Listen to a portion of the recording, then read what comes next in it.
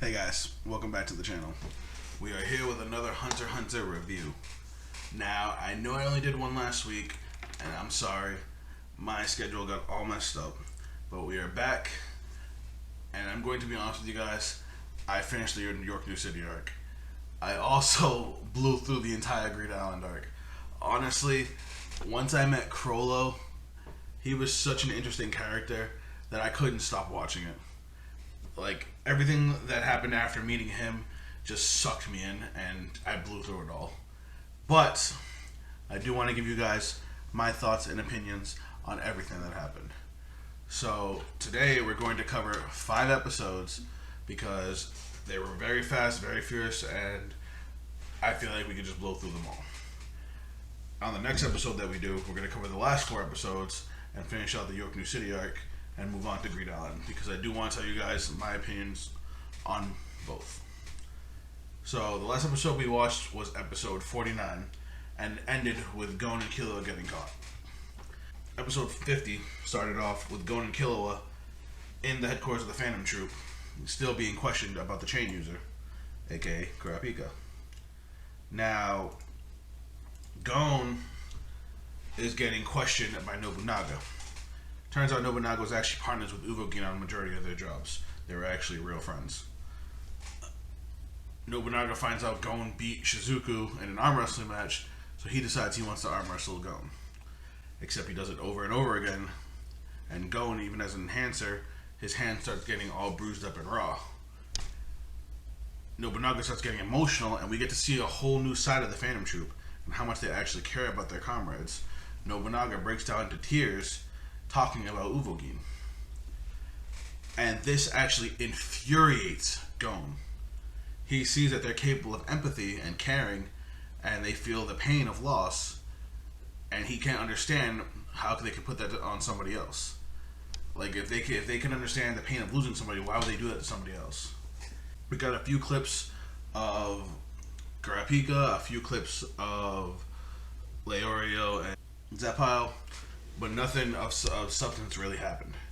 I think Kurapika got told that he has to join the assassin team that's coming to take care of the Phantom Troop, because the Mafia hired a bunch of assassins.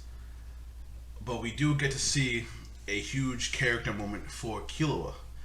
Now, the Phantom Troop's out looking for the rest of the Nostrads to try and get information on the chain user. Nobunaga takes Gon and Killua and basically has to babysit them. Something about Gon, Nobunaga likes it, and Nobunaga wants Gon to join the Phantom Troop. He thinks he would be a good fit to replace Uvo. At one point, they're actually comparing him to Uvogin. Well, while they're locked in this room, the only way out is a door that Nobunaga's sitting in front of. Killua decides he's going to try and take on Nobunaga. Except as he's approaching him, he basically has like a full-blown anxiety attack. It's so ingrained into his mind by his brother, his father, his entire family, to not take on an opponent that you cannot 100% beat. Do not take on a mission that you cannot complete. And we see the way Gon is. Gon will fight somebody no matter what, either to test himself or to get stronger. But Killua just can't do it. It's not his fault, it's just the way he was raised. It's his conditioning. I mentioned it in one of my live reactions. And this is a huge thing for Killua because this is the wall he has to climb. If he can overcome, the conditioning that's so ingrained into his brain, he can actually grow as a character, push himself to do things that normally he wouldn't be able to do, because the fear of the unknown, can I do it, can't always hold him back. It was a really cool moment, and seeing how frustrated Killua got, he turns around and he punches a wall so hard he shatters it. Now, Gon, being the dumb genius that he is, he's one of the smartest dumb characters I've ever seen in an anime, uses one of the techniques that Zepile taught them about trying to fool an appraiser to get away. It was awesome. Where basically they had the wooden vault where they cut a brand new hole into it, take the treasure, put in fake stuff, re-put the hole, and so that way when an appraiser looks at it and they look, where it's supposed to actually open, they won't think to look for a whole different one. So they end up jumping to the sides and bust through the walls, making a new exit. Nobunaga's like, oh shit, and he decides to go after Gon because Killua is too close to the stairs. He's probably already gone. Gon blows through the wall, blows through the next wall, blows through a bunch of walls, and on the last room, he makes a hole, but he hides. Nobunaga doesn't realize this and runs through the hole. Once he realizes the wall's still intact, he's like, oh shit, he's in the last room. Gon ends up in the hallway, and he taunts Nobunaga, so Nobunaga will chase them. Killua and Gon use Zetsu, and we get to see Nobunaga do something we haven't seen.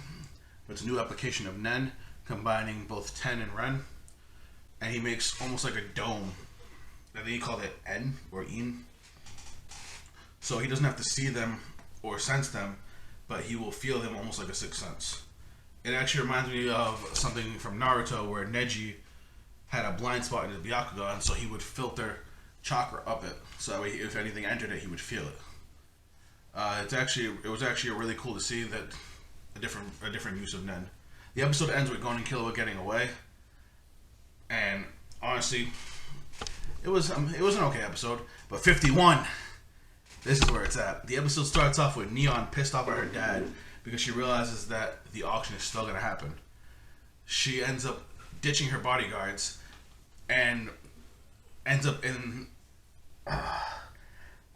I know she's a spoiled brat, but I didn't think she'd be so stupid to jump into a car with a stranger just because he says he can get her to the auction. And she ends up with Kurlo. They have a little tea date, and they start talking about how she's a fortune teller for her dad. Kurlo asks Neon to tell her his fortune, and she explains what she needs to do it: your name, your birthday, your blood type. She starts doing it, and Kurlo is watching her like a hawk. I didn't realize it when they first showed off her fortune telling, but apparently it's a Nen ability. And Kurlo being a Nen user, he can see all of this. Kurlo reads his fortune, and he sheds a tear because he realizes it's basically saying that Uvo's gone. This whole scene was just so good to me because like the tension of this poor little girl is with the main villain of the arc, and then seeing this cold, calculating psycho, as the way how they've been portraying him this entire time, shed tears for the loss of his comrade. Like it made the character so much more interesting to me to see him actually have like real emotions, not just I'm smarter than you and I'm gonna win. The fortune mentions a requiem for the dead. A requiem is basically a funeral song, and I guess the Phantom Troop was planning on attacking the auction because it's still happening, because the Mafia wants to show that they have strength. And Kurlo's command, his order to them is just make it a show. So they go ham. Now the only member of the Phantom Troop was named. The only two members of the Phantom Troop whose names I haven't 100% figured out is the guy with the finger guns, because honestly I don't really like him, and the one with the bandages and the boxing gloves, because we don't ever see him do anything. I'm pretty sure I got everybody else down. But they all go ham. He's blowing people away. Finks is snapping necks. Phaeton is just cutting off heads. Shalnark is controlling people and sending them at other people like suicide bombers. Like, it's just, they make a mess. Now, the Mafia had hired a bunch of assassins to try and deal with the Phantom Troop. I mentioned that a little bit earlier. Kurapika was forced to join them by the head of the Nostrads. Turns out they also hired Silver and Xeno Zoldyck, Killua's father and grandfather. They were planning on dealing with this on their own terms. They're like, we're not going to work with you guys. We're not going to follow any orders you give us. We'll take care of this if you can do this too. Two of the assassins find Kurlo. One assassin found him, and the next assassin finds him, and Kurlo literally pulls a pen out of the dude's skull. And we get to see a clip of probably the most disturbing kill that is yet to happen in this series. This guy is laughing, sweating, having a full-blown freak out, and just asking Kurlo, why am I not dying? And it shows us this. This man is in pieces with a chunk of his brain missing, and he is still alive up against this wall. And you see a bunch of crazy-ass fish floating around the area. And Crollo explains that they are ninfish that can only exist in an enclosed space, and until they disappear, he won't feel any pain, and he won't die as they eat him alive. And I'm just like, what is this dude? Well, he opens the windows, these giant long windows, and the ninfish disappear, and this guy's body pieces just drop, and only blood soaked on the wall. It was just... Ugh. And Crollo lifts his hands up, and he starts waving his hands to the explosions and the gunfire like some kind of twisted orchestra conductor. And he basically just asks Uvo, can you hear the song we're playing for you? And that's where the episode ends.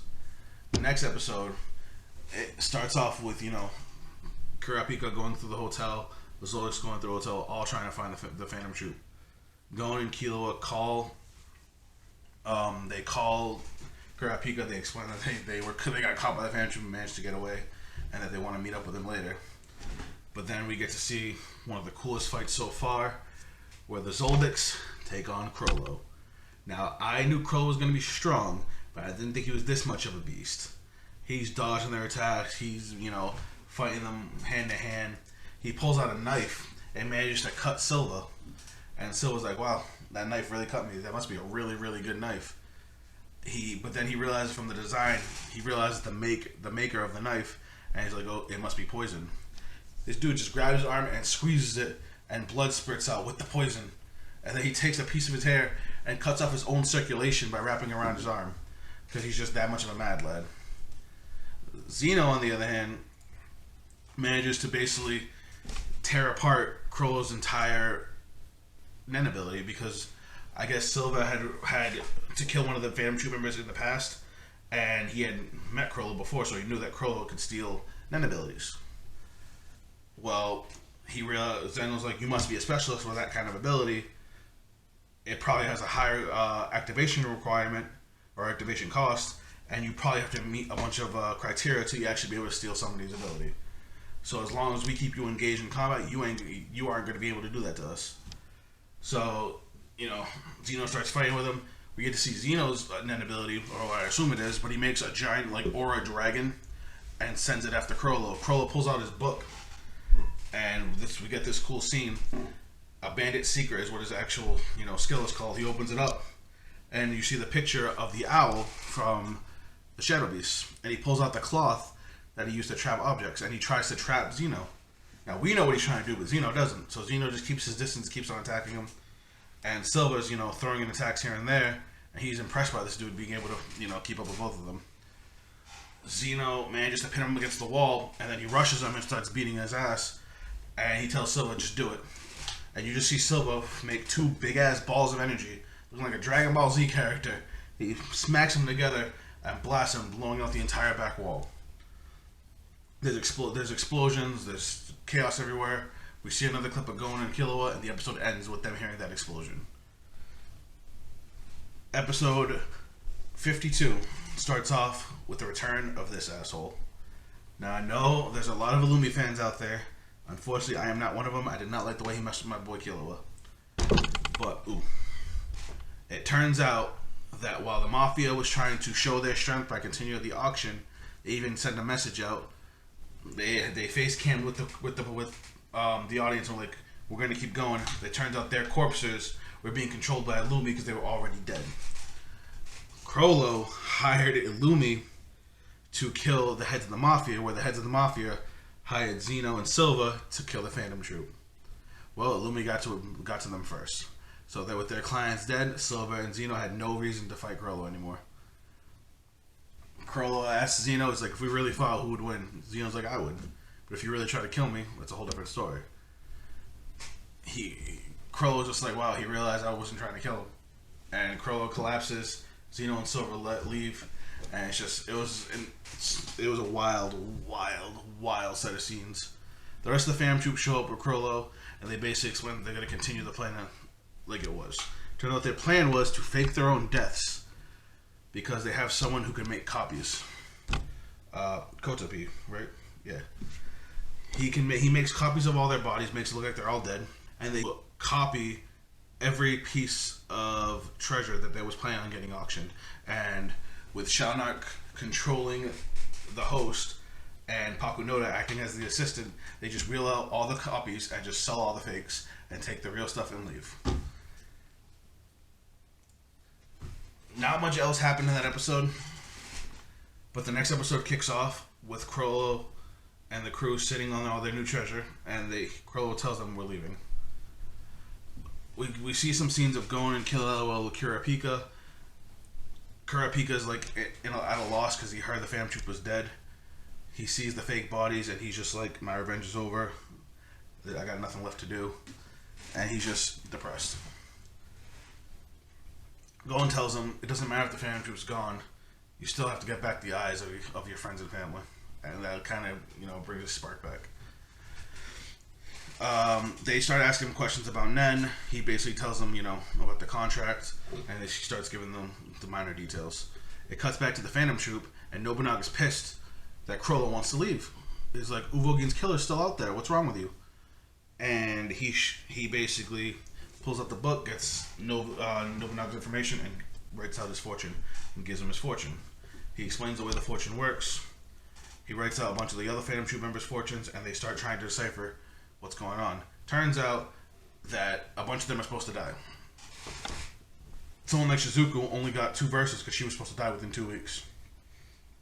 So they realize if they fight the Chain User, a bunch of them are going to die. So they're better off just leaving them while they're ahead. The Mafia, they played off with the Mafia because I guess they're from Meteor Town, the same place as Canary. I don't know if you guys remember Canary. But the Mafia hires people from Meteor City because they have a good relationship with them. So it's like, we're just going to bounce while we're ahead. Everybody starts, reading all the fortunes. They start figuring everything out. Except for Hisoka. Hisoka gets his fortune. His fortune's interesting because his fortune not only talks about his deal with a red-eyed customer, it also talks about, him having a meeting with someone with an upside-down cross, and that within 6 months the year is going to be cursed. That part I'm not actually sure about. But they decide they want to see his fortune, and he uses Texture Surprise to rewrite it. He also sends a text to Kurapika to tell him that the corpses are fake. Kurapika finds out, and now Leorio, Gon, and Killua all want to help him find the Phantom Troop. Hisoka, on the other hand, rewrote his fortune to basically say that he was stabbed by the Sword of Justice from a red-eyed thief, and that he was forced to tell the secrets of the moons, which the moons, they are them. So, because of the way it sounded, and the fact that Nobunaga is so straightforward thinking, he thought Hisoka betrayed Uvo. And the episode ends with him questioning Hisoka, and Hisoka laughing. Now, I know I just went through a whole lot really, really fast, but honestly, that's how it felt. Like, it felt like it was no time at all between these episodes. I was just so sucked in. I hope you guys will still stick with me through these reviews, and I definitely hope you guys will be here when I get to the Chimera Ant arc. I love this anime. I love these characters, and it's fast and furious. We're going to blow through the rest of this in the next episode. We'll blow through Greed Island, and I know the Chimera Ant arc is something everybody's waiting for, because I definitely am too. I hope you guys really enjoyed this reaction and review. If you did, remember, drop a like, tell your friends about me, and I'll catch you guys on the next video. Later.